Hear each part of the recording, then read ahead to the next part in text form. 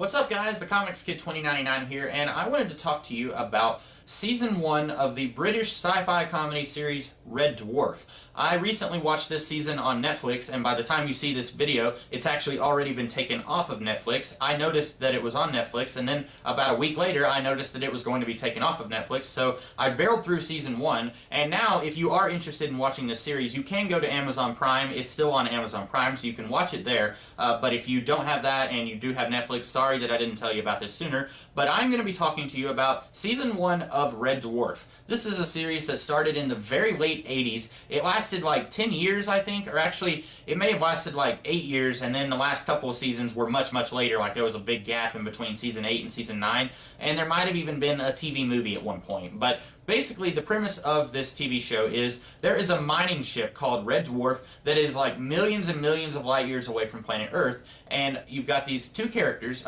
Rimmer and Lister, and they are roommates, and Rimmer is this type A personality, very career-minded. He wants to become an officer on the ship, but every time he tries to take the test to become an officer, he always blanks on the test, and he can never actually do anything on the test. He can't even get one answer right. And then you've got Lister, who is very casual, very laid back, and doesn't really care about anything. He just kind of, he has this one dream in his head. He wants to go to Earth and start a sheep farm on Fiji. And that's kind of his ultimate life's ambition. Other than that, he doesn't really have any ambitions in life. And these two are roommates, and Lister, the one with no ambitions in life, he has a cat that hidden away in his room, and that is illegal. And the captain of the ship finds out that he has the cat, and he says, okay, you can either give me the cat so that we can dissect it, or we can put you in suspended animation without pay for 18 months. And so he chooses that option, and then when he is taken out of suspended animation, the ship's computer tells him that it's actually been about 3 million years that he's been in suspended animation.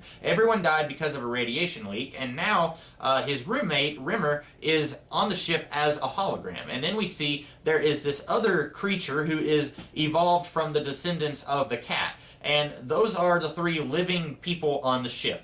And hilarity ensues. Basically, if you've ever seen the live-action Hitchhiker's Guide to the Galaxy movie from 2005, that's one of my, I really enjoy that movie. I've seen it quite a few times. I know a lot of people don't really like it that much. I like that movie, but tonally, this TV show reminded me a lot of Hitchhiker's Guide to the Galaxy, except that the characters in this show are really terrible and just mean to each other. None of these characters are very likable at all. And I should go ahead and mention that this season only has 6 episodes, and I think most of the seasons in this series only had about 6 episodes. And so if this season had been like 22 episodes long, like most American TV shows, I probably would not have gone through the whole first season. It was that bad. I really didn't like any of the characters. And when you have a show like this, it's okay to have a few characters be kind of unlikable jerks, but when every single character in your show is an unlikable jerk, it makes it very hard to want to watch the show, at least for me.